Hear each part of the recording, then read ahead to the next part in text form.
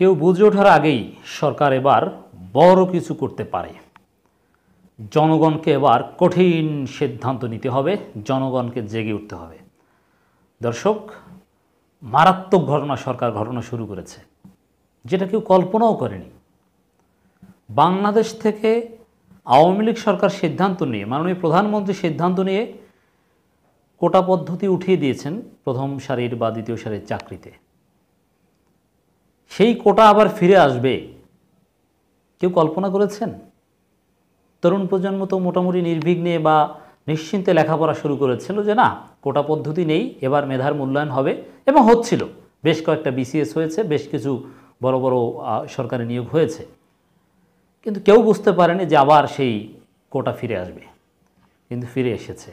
সরকার ভাব নিচ্ছে যে এটা একেবারেই আদালতের স্বাধীন সিদ্ধান্ত, এবং রাষ্ট্রপক্ষ বরং আদালতের সিদ্ধান্তের বিরুদ্ধে আপিল করার কথাও ভাবছে, এই অর্ডারকে স্টে করানোর কথাও ভাবছে।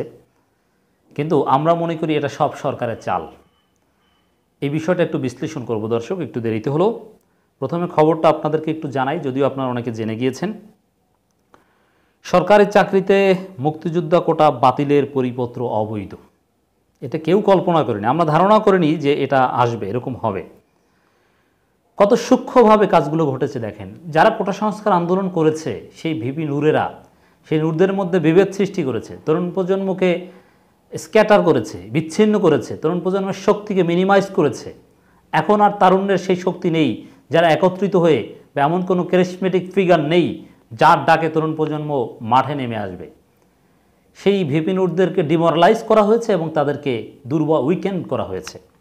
এরপরে সময় মতো রাজনীতির এমন একটা সময় যে যখন জাতি ভিন্ন কিছু বিষয়ের দিকে নজর রাখছে, যখন জাতি বেনজিরের বিচার দেখতে, আজিজের বিচার দেখতে মুখিয়ে আছে, সবার নজর যখন বেনজির আজিজের দিকে, ঠিক সেই সময়ে কোটা পদ্ধতি পুনর্বহালের আদেশ।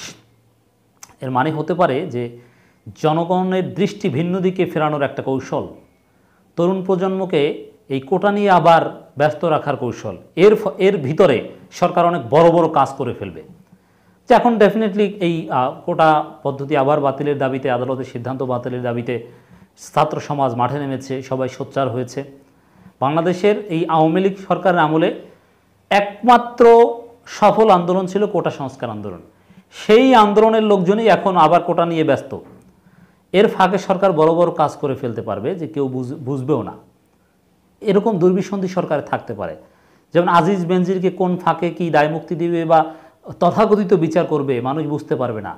যে সরকার বড় গলায় বলবে যে না, আমরা বিচার করেছি, আবার আজিজ বেনজিরের গায়ে আবার ফুলের টোকাও যেন না লাগে, এরকম সিস্টেম করবে। আর জনগণ ব্যস্ত থাকবে কোটা সংস্কার নিয়ে। আবার সরকার হতে পারে যে জনগণ বা তরুণ প্রজন্ম আন্দোলন করবে, মাঠে নামবে, এগুলো নিয়ে ব্যস্ত থাকবে। এর ভিতরে এই ফাঁকে সরকার বড় বড় কাজ করে আবার ঠিক একেবারে আপিলেট ডিভিশনের রায়ের মাধ্যমে কোটা বাতিল করেই দিবে, জনগণের আশাকাঙ্ক্ষা বা তরুণ প্রজন্মের আশাকাঙ্ক্ষা পূরণ করে দিবে জুডিশিয়াল প্রক্রিয়ায়। কিন্তু এর মধ্যে যে একটা অস্থিরতা তৈরি করবে সরকার, এটার একটা সুযোগ সরকার নিতে পারে। এগুলো সব পরিকল্পিত হতে পারে আমরা মনে করি। সরকারি দপ্তর, স্বায়ত্তশাসিত বা আধা স্বায়ত্তশাসিত প্রতিষ্ঠান ও বিভিন্ন কর্পোরেশনের চাকরিতে সরাসরি নিয়োগের ক্ষেত্রে নবম থেকে 13তম গ্রেড মুক্তিযোদ্ধা কোটা বাতিলের পরিপত্র অবৈধ ঘোষণা করে রায় দিয়েছে হাইকোর্ট। এক রিটের চূড়ান্ত শুনানি শেষে বিচারপতি AKM কামরুল কাদের ও বিচারপতি খিজির হায়াতের সমন্বয়ে গঠিত হাইকোর্ট বেঞ্চ এ রায় দেন। এই পরিপত্র অবৈধ ঘোষণার ফলে এখন মুক্তিযোদ্ধা কোটায় নবম থেকে 13তম গ্রেডে নিয়োগ দেওয়া আর কোনো বাধা থাকবে না বলে জানিয়েছে রিট আবেদনকারী আইনজীবী মনসুরুল হক চৌধুরী।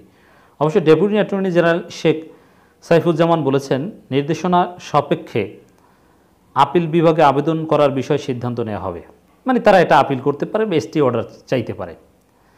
কিন্তু দেখেন এখানে কতটা জটিল পরিস্থিতি তৈরি করা হয়েছে, খুবই জটিল পরিস্থিতি। একদিকে রাষ্ট্র বা এই সরকার কিন্তু কোটা বাতিলের পক্ষেই এখনও। যেমন সরকারকে যদি বলেন যে আপনারা কি কোটা বাতিলের পক্ষে, বলবেন হ্যাঁ আমরাই তো কোটা বাতিল করেছি, শিক্ষার্থীদের দাবি আমরাই তো মেনে নিয়েছি, এরপর আমরা এখন আবার আপিল করতে যাচ্ছি। এখন বাতিল করেছে, এখন সেই পরিপত্র অবৈধ বা কোটা পুনর্বহাল করেছে আদালত। ভাই আদালতের বিরুদ্ধে আমরা কি যেতে পারি?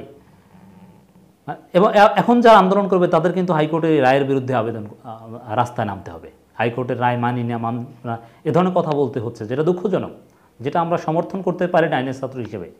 হাইকোর্টের রায়ের প্রতি একটা শ্রদ্ধা থাকা দরকার, কিন্তু সেই জটিল পরিস্থিতি সরকার তৈরি করে দিয়েছে পর্দার অন্তরালে থেকে। এগুলো সব সরকারের সাজানো নাটক, পরিকল্পনার অংশ হতে পারে বলে আমরা মনে করি।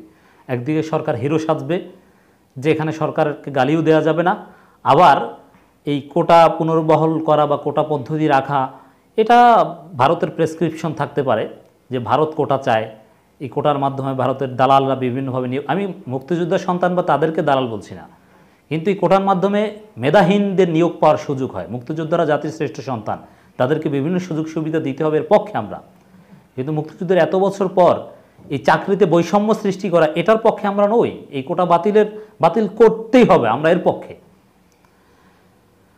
কিন্তু বিভিন্ন আন্তর্জাতিক প্রেশারও থাকতে পারে। এই জন্য সিস্টেমে একটা জটিল পরিস্থিতি তৈরি করে, কমপ্লেক্স একটা সিচুয়েশন তৈরি করে সরকার এই কোটা নিয়ে এখন ডিল করছে, এটা হতে পারে। এর আগে 2018 সালের 4 অক্টোবর জনপ্রশাসন মন্ত্রণালয় সরকারি দপ্তর, স্বায়ত্তশাসিত বা আধা স্বায়ত্তশাসিত প্রতিষ্ঠান ও বিভিন্ন কর্পোরেশনের চাকরিতে সরাসরি নিয়োগের ক্ষেত্রে সরকারের বিদ্যমান কোটা পদ্ধতি সংশোধন করে পরিপত্র জারি করে। 1997 সালে 17 মার্চের স্মারক সংশোধন করে জারি করা পরিপত্রে ভাষ্য নবম গ্রেড পূর্বতন প্রথম শ্রেণী এবং 10ম থেকে 13তম গ্রেডের মানে দ্বিতীয় শ্রেণী পদে সরাসরি নিয়োগের ক্ষেত্রে মেধার ভিত্তিতে নিয়োগ দেওয়া হবে এবং নবম গ্রেড পূর্বতন প্রথম শ্রেণী এবং 10ম গ্রেড থেকে 13তম গ্রেডের পূর্বতন দ্বিতীয় শ্রেণী পদে সরাসরি নিয়োগের ক্ষেত্রে বিদ্যমান কোটা পদ্ধতি বাতিল করা হলো। এরপরে আপনারা জানেন যে 2021 সালে একটা রিট করেন এক মুক্তিযোদ্ধার সন্তান। এই রিট করা বা এগুলো আসলে এর ফলেই যে হয়েছে এটা আমরা মনে করি না। নিঃসন্দেহে এর পেছনে সরকারের হাত আছে, না হলে এত সহজে এটা হওয়ার কথা নয়। এজন্য এখন পর্যন্ত কোটা নিয়ে যেগুলো হচ্ছে এগুলো আমরা সরকারের পরিকল্পিত নাটক মনে করছি, যে জনগণকে বুঝতে দিচ্ছে না, এবং আদালত এবং সাধারণ শিক্ষার্থীদেরকে এখানে মুখোমুখি দাঁড় করানোর একটা ষড়যন্ত্র চলছে। এজন্য সাধারণ শিক্ষার্থীদেরকে আদালতের বিরুদ্ধে কথা বলার ক্ষেত্রে সচেতন থাকতে হবে, আইনি প্রক্রিয়ায় লড়াই চালাতে হবে এবং গণতান্ত্রিক যে অধিকার মাঠে আন্দোলন করা, সে অধিকার এক্সারসাইজ করতে হবে। জনগণকে, শিক্ষার্থীদেরকে কঠিন সিদ্ধান্ত নিতে হবে, রাজপথে দুর্বার আন্দোলন করে তুলতে হবে। একজন জ্যেষ্ঠ আইনজীবী বলেন, দুর্ভাগ্যজনকভাবে 2018 সালে কোটা ব্যবস্থা রেখে শুধু নবম থেকে 13তম গ্রেড 30% মুক্তিযোদ্ধা কোটা রহিত করা হয় অপমানজনকভাবে। এই কোটা পদ্ধতি বাতিল করার কারণে মুক্তিযোদ্ধার সন্তানরা কোটা ব্যবস্থার মাধ্যমে কেবল চতুর্থ পঞ্চম শ্রেণী বা তার নিচের পদে চাকরি লাভের সুযোগ পেত। এটি জাতির কাছেও লজ্জার। আর আমরা চাই কি? আমরা চাই তৃতীয় চতুর্থ কোনো কিছুতে কোটা থাকবে না। মুক্তিযোদ্ধারা ভাতা পাবে, অন্যভাবে সম্মান পাবে, কিন্তু দেশের বৃহত্তর স্বার্থে এদেশের মুক্তিযোদ্ধার সন্তান আর আমরা তো জন্মগতভাবে এদের এই মুক্তিযুদ্ধের মাধ্যমে স্বাধীন হওয়া দেশের স্বাধীন নাগরিক। অতএব আমাদের অধিকার মুক্তিযুদ্ধের সন্তানদের চাইতে বেশি হওয়া উচিত। কেন বেশি হওয়া উচিত? আমরা জন্ম হয়েছে এই স্বাধীন দেশে, অতএব এখানে জন্মগতভাবে আমাদের রাইট আছে। এখানে কারা কি স্বাধীন করেছে, যারা স্বাধীন করেছে তারা আলাদাভাবে সুযোগ সুবিধা তো তারা পায়, তারা তো আর্থিক সুযোগ সুবিধা পায়। বরং এইসব কোটা মোটা এগুলো থেকে বা চাকরি টাকরি এগুলো থেকে যদি আরও তাদেরকে দূরে রাখা যায় সেটা আরও ভালো, কারণ তারা তো এমনিতেই বিশেষ সুযোগ সুবিধা পায়। তো এখানে অন্য সুবিধা তারা হরণ করবে কী জন্য? কিন্তু আমরা তাও বলছি, আমরা বলছি প্রথম শ্রেণী, দ্বিতীয় শ্রেণী, তৃতীয়, চতুর্থ কোনো চাকরিতে কোনো কোটা থাকবে না। একেবারে পিছিয়ে পড়া বা নারী কোটা বা এগুলো থাকতে পারে, প্রতিবন্ধী কোটা, কিন্তু মুক্তিযোদ্ধা কোটা থাকবে না। অতএব তো এটা নিয়ে আবার নাটক চলছে। আমি মনে করি যে ঘুরে ফিরে আবার দেখবেন যে দিন শেষে আবার সেই কোটা বাতিলও হতে পারে, কিন্তু এর মধ্যে সরকার অনেক ফায়দা হাসিল করে নেবে। কোটা পুনর্বহালের প্রতিবাদে বিভিন্ন বিশ্ববিদ্যালয়ের বিক্ষোভ, মানববন্ধন, ছাত্র সমাজ মাঠে নেমে গিয়েছে। তা আমরা এর প্রতি সংহতি জানাই। আমরা চাই যে কোটা পদ্ধতি বাতিল করা হোক, তবে খেয়াল রাখতে হবে যে সরকার যেন এর মধ্য দিয়ে বিশেষ কোনো ফায়দা হাসিল করতে না পারে। ফাঁদে পা দেওয়া যাবে না। এখানে ফাঁদ হতে পারে, আবার দেখতে পারে। আমি আরেকটা হাইপোথিসিস দিচ্ছি। দেখেন, কোটা সংস্কার আন্দোলনের মধ্য দিয়ে ভিপি নুরদের কিন্তু বিকাশ হয়েছিল। এখন হতে পারে যে সরকার সমর্থিত কাউকে কোনো সিস্টেমে আবার যে নতুন যে কোটা সংস্কার আন্দোলন এখন যেটা শুরু হয়েছে, তো এখানে কোনো নাটক টাটক করে কাউকে আবার হিরো বানিয়ে দিয়ে সরকার ক্রেডিট নেবে, সরকার তাদের পন্থী কাউকে তৈরি করবে সাধারণ শিক্ষার্থীদের ভয়েস হিসেবে। এখানে বিভিন্ন ধরনের সূক্ষ্ম কৌশল বা জালিয়াতির ইচ্ছা বা পরিকল্পনা সরকারের থাকতে পারে। এজন্য অতি উৎসাহী হওয়া যাবে না, সরকারের ফাঁদে পা দেওয়া যাবে না। অত্যন্ত ঠান্ডা মাথায় পরিবেশ পরিস্থিতি বিবেচনা করে মাথায় নামতে হবে। পরিবেশ অবজার্ভ করে কখন কি ঘটতে যাচ্ছে, কী করা উচিত আমরা দৃষ্টিভঙ্গি আকারে উপস্থাপন করব নিয়মিত।